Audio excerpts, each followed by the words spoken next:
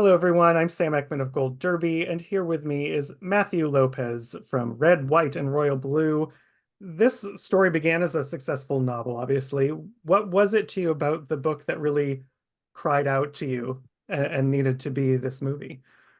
It was very generally, it was the wonderfulness of the novel, and then it was really more specifically these characters, especially Alex and Henry, and then very specifically for me, it was Alex as a character. I had never read a book with a queer Latinx character in the lead that was so complexly yet also positively drawn. He was such a I knew that if I had seen him in a movie growing up, that would have really changed the way I thought about myself. And I wanted to make sure that other young Latina audience members, kids growing up watching, had that chance.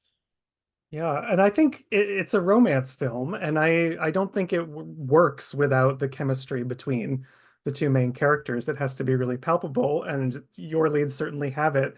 How do you even begin to look for that during the casting process?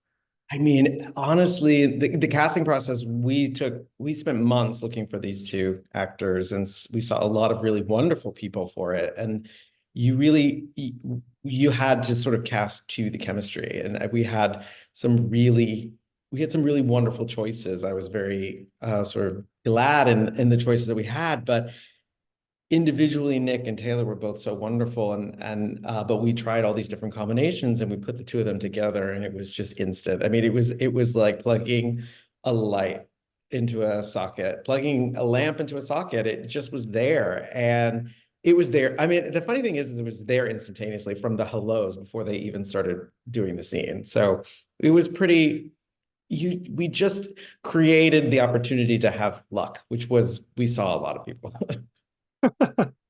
And I think, the physical relationship they have is a huge part of the book. It becomes obviously a huge component of the movie. And it's just, I think like a lot of the sex scenes are depicted in a way, like especially the Paris scene, in this very vulnerable, honest way that you don't really see a lot on screen, frankly. So how did you handle those kind of super intimate moments?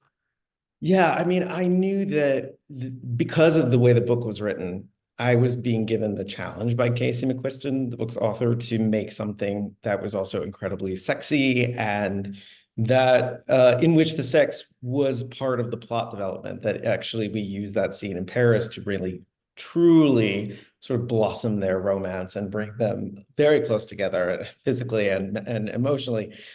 We talked a lot about the journey that these two characters take with each other sexually and how each encounter throughout the film sort of brings them even more, makes them even more vulnerable with each other, and just sort of creates that attachment that you need in these two characters. And like I was blessed with two actors who were really respectful of the process and really cared very much about their characters. I had an amazing intimacy coordinator, and the four of us, we talked a lot about what that scene in Paris needed to be for the story and how we could best pull that off in a way that was both appropriate to the story, getting what we needed for story, and then also making sure that these were things that these two actors felt comfortable doing.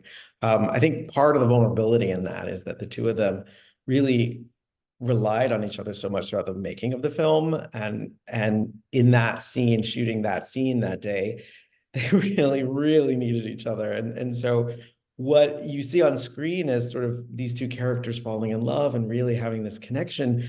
I think a large part of that was due to the fact that on set these two actors were doing something that was very can be potentially uncomfortable and can certainly be very vulnerable making, and they knew that they needed each other, and so the eyeball to eyeball connection between them in that scene was real.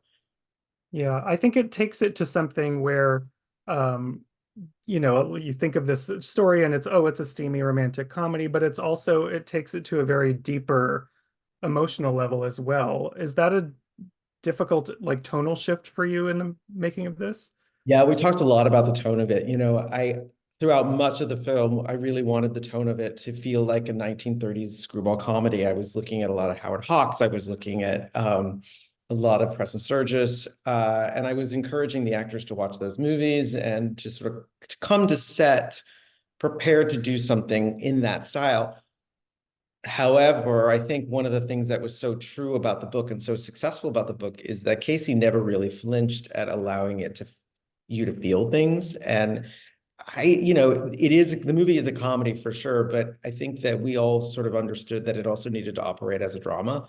And it was primarily a comedy that stopped being a comedy every now and again in order to deliver the drama. So that tonal shift that we tried to pull off in the Paris scene, it was one of the few sort of through the looking glass moments that we had in the film, that we were telling the audience that still going to be a comedy, still going to have a lot of fun at this movie, but these feel like high stakes Mhm. endeavors. And so, yeah, tone for us was such a big thing, and we spent a lot of time discussing it and then really keeping honest with ourselves on set.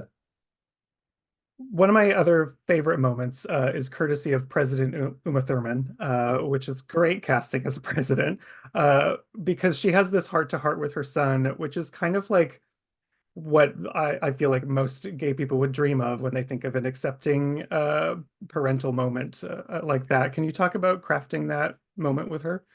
Yeah, actually, Casey and I were talking about that scene recently, because in the book, it's really played for laughs. The book is very, very comedy forward, and again, I knew that when I was working on the script, I needed to sort of soften the comedy there, and I needed to deliver a really human moment between these two characters. Like in the book, she's like, "All right, come back," and she's like in a couple of hours, and she's made a PowerPoint presentation, and she's like explain this to him, and I was like, that's not going to really work in the film. We need to A, just keep moving, but B, tonally, we need to see this mother actually um, see that her son is desperately in need of some care and some attention and some love.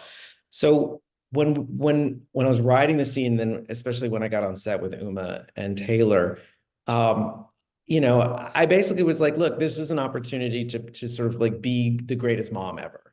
And Uma has 3 kids, so she's done, she's had a lot of parental experience, far more than I have. But I think what she saw in the scene and what we really had a lot of success pulling out of her in it is a woman who never expected to have this conversation with her son, but who as virtue of being like a really kick-ass president, um, knows exactly what to say in this moment. She's probably far more educated on sort of gay sexual health than even her son is, and as this progressive, Democratic president. And I think, watching the scene, a lot of people tell me that it's sort of like, not only is she sort of like the mom that everybody wishes that they had, but like she's the president that everybody wishes that we had. We had a lot of fun doing that scene, and a lot of it, I think, for me and for those of us working on the film, is a lot of wish fulfillment in that scene. Boy, wouldn't it be great if that's how that played out in homes across the world. And certainly wouldn't it be great if every US president knew off the top of their heads what that got to get their son on Truvada. It's a pretty, so yeah, I'm glad you mentioned that, because that was one of my favorite days of shooting, and especially with Uma. This is your directorial debut.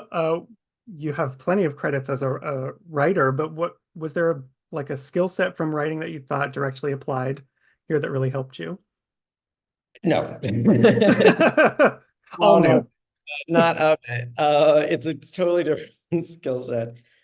I think that I was blessed to have Stephen Daldry as a kind of directing mentor, unofficial directing mentor for me when we did The Inheritance together, which was basically me spending 3 years watching Stephen direct and understanding what a good director looks like. So I do think that the overlap between observing Stephen direct a play of mine and then taking those skills onto set, very much, that was always in my mind. It was always, what would Stephen do? I was also reading the Mark Harris's Mike Nichols biography while we were making the movie. So I had these like Stephen Daldry, Mike Nichols in my head as I was making it. But yeah, no, I wish I could say that it was just the easiest transition, but it's an entirely different skill set. I think the thing that is undeniable is that storytelling is storytelling is storytelling. Story is the same. It works in a different tempo on film for sure,